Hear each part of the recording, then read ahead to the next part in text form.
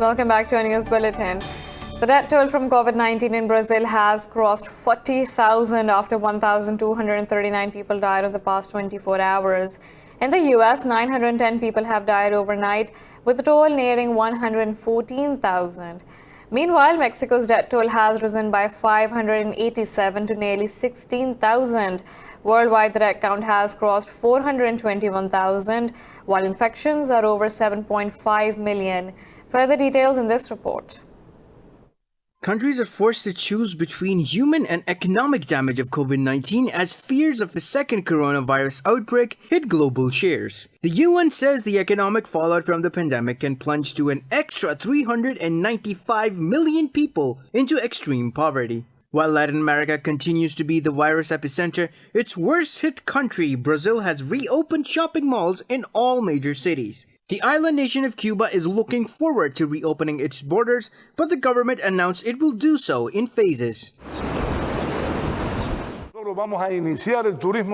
During the first phase, we will not only restart tourism from the first phase. From the first day we say, it starts from this day. Tourism will open up, but what will open? How will it start? During that first phase, only the internal market will open. In other words, the national tourism, those who live in Cuba.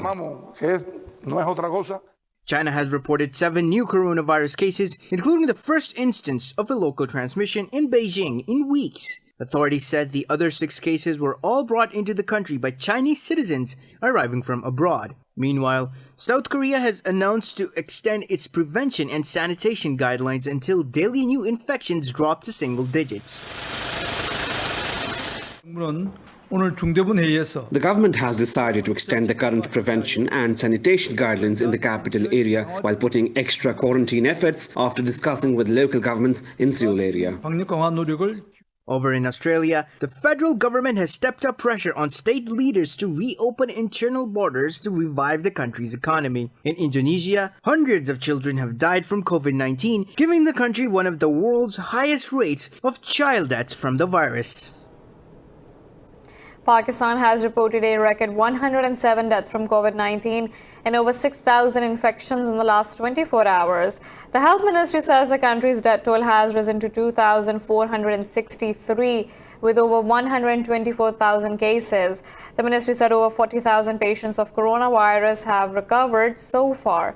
The province of Punjab leads in the number of cases with over 47,000 cases so far. The southern province of Sindh has nearly 47,000 cases. Yesterday, Prime Minister Imran Khan warned of strict action against the business community for not following the COVID-19 SOPs. In another news, Pakistan Foreign Office spokesperson Aisha Farooqi says religious space for minorities in India is shrinking day by day. Commenting on the denial of visas to a US panel on religious freedom, Farooqi said it has become clear to the international community that India is headed towards being a Hindu state. Farooqi said India has unleashed its discriminatory policies on people through acts like the CAA and NRC. She added that the recent report of the US Commission on International Religious Freedom had described India as a country of particular concern. In its annual report, the watchdog said India should be placed on the US government's list of the worst religious freedom violators in the world. Earlier, India's Foreign Minister Subramaniam Jaishankar said such foreign agencies have no standing to assess the constitutional rights of citizens. The Taliban say they have killed 9 Afghan soldiers in a roadside bomb attack in the eastern Paktika province. In a tweet, spokesperson Zabiullah Mujahid said the attack was carried out on a military reinforcement convoy.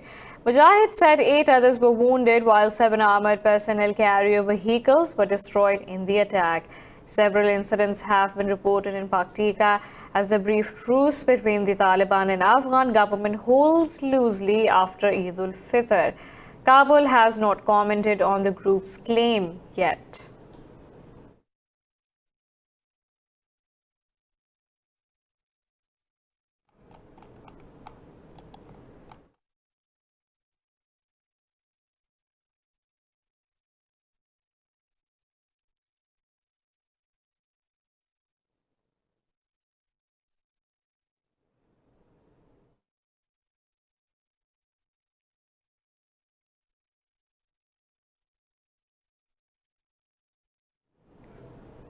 The US has hailed the release of prisoners by the Afghan administration and the Taliban. In a tweet, Washington's envoy Zalmay Khalilzad says the intra-Afghan negotiations must begin as soon as the prisoner swap completes. The envoy said getting to the intra-Afghan talks has been a key objective from the very beginning. Khalilzad appreciated the Taliban willingness to participate in the dialogue within 1 week of the prisoners' release.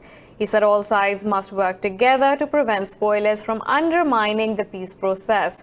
Kabul has released more than 3,000 Taliban prisoners, while President Ashraf Ghani says 2,000 more will be freed soon. On the other side, the Taliban have also released more than 500 Afghan inmates.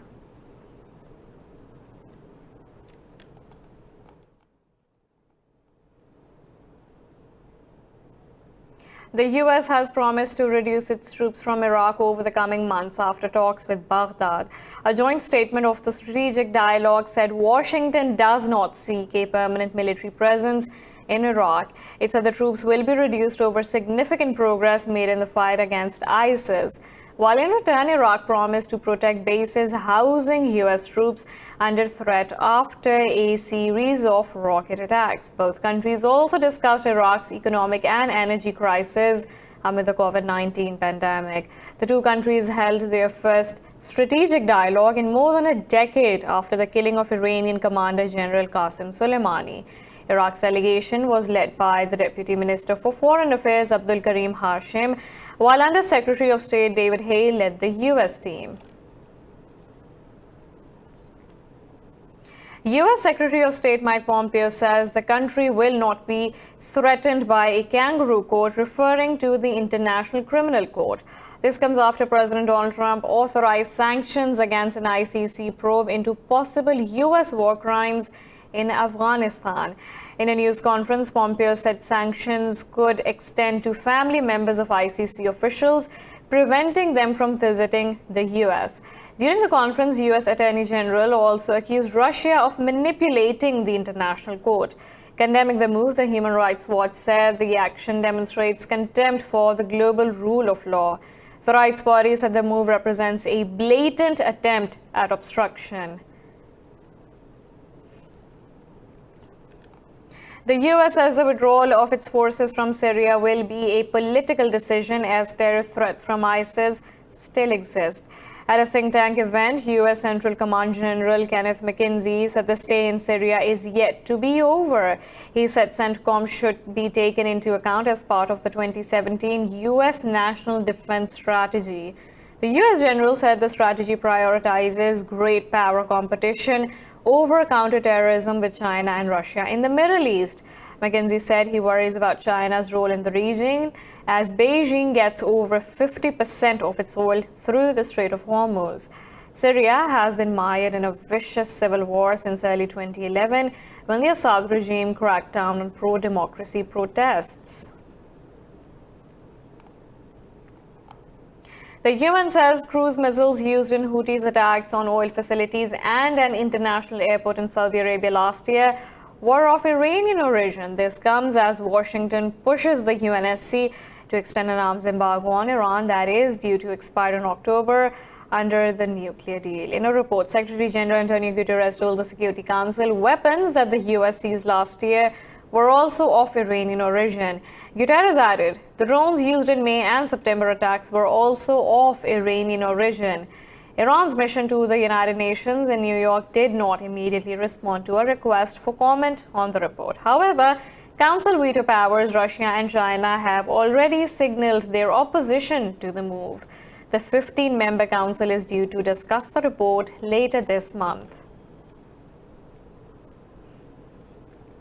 The US says UN broker talks are the best way forward to resolve the Libyan conflict.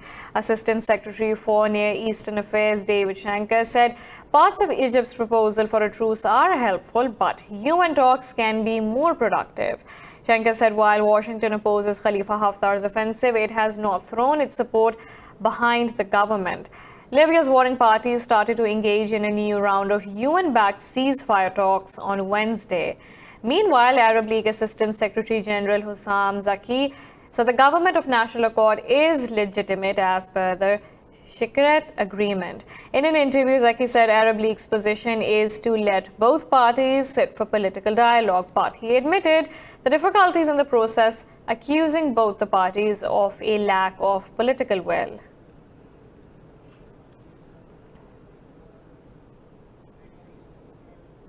We're now taking a short break, but stay tuned for more news.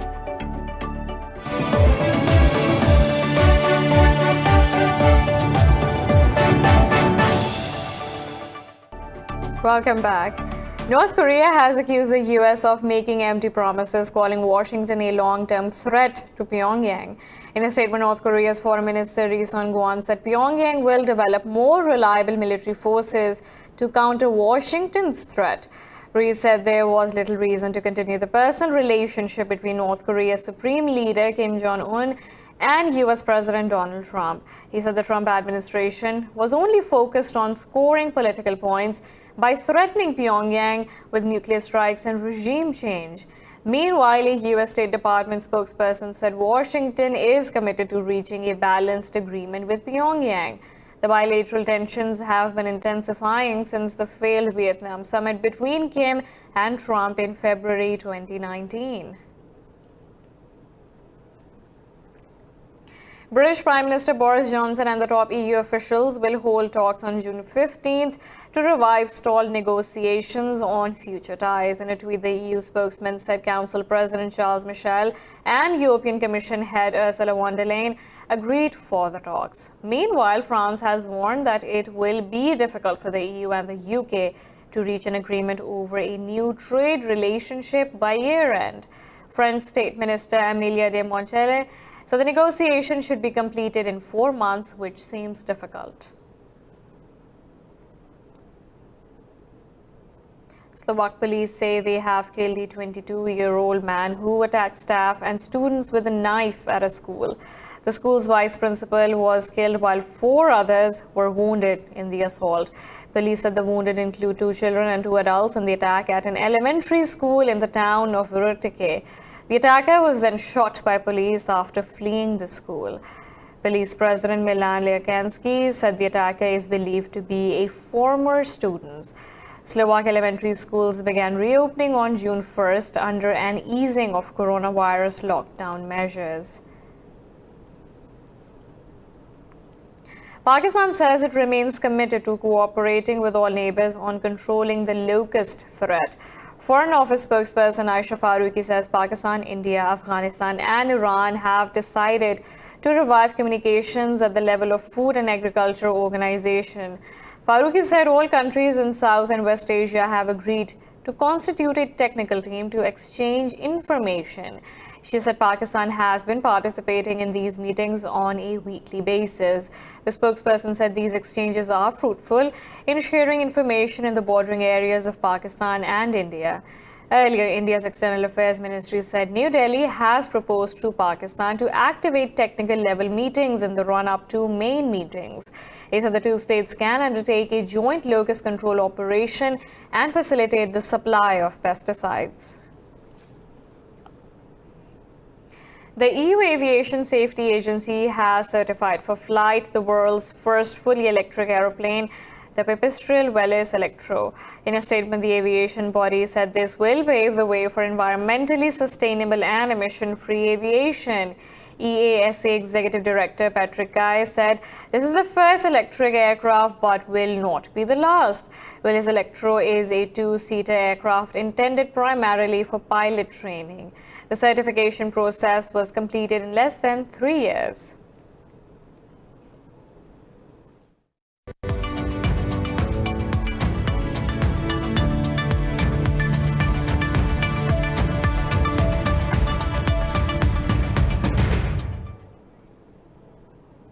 Islamabad has approved the construction of Khyber Pass economic corridor between Pakistan and Afghanistan. The Peshawar to Torkham project is expected to be completed by 2024 with a building cost of 65 billion rupees.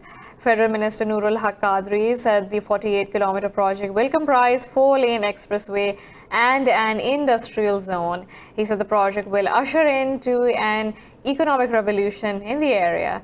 The minister said the corridor will link Central Asia with South Asian region through Afghanistan and will be a guarantor of prosperity in the region.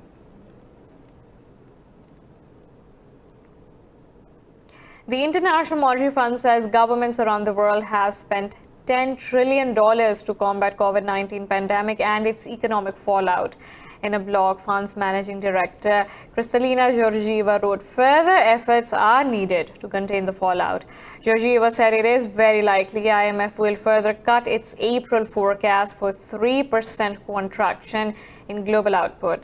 She said to promote a more inclusive recovery, further spending should focus on minimizing job losses and preventing a rise in inequality. Georgieva said COVID-19 crisis is inflicting the most pain on those who are already vulnerable, which can lead to a significant rise in income inequality. Global stock markets have tanked over investors' fears that an uptick in coronavirus cases can cause more economic damage. In the U.S. benchmark index, Dow Jones Industrial Average fell almost 7%, following the gloomy economic outlook presented by Federal Reserve. In Asia, Seoul's Kospi has lost over 2% as shares of automaker Hyundai Motor fell over 3%. Hong Kong's Hang Seng Index is trading over 1% lower. Nikkei 225 has lost 1%. Shanghai Composite is trading marginally lower. Meanwhile, international benchmark Brent crude oil price has lost over 2%.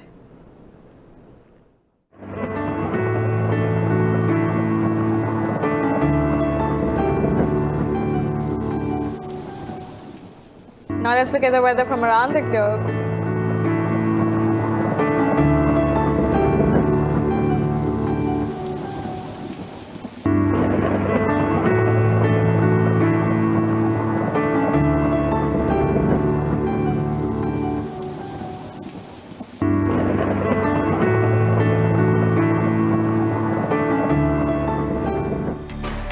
This is all for now. For the latest updates, you can follow us on social media at indus.news.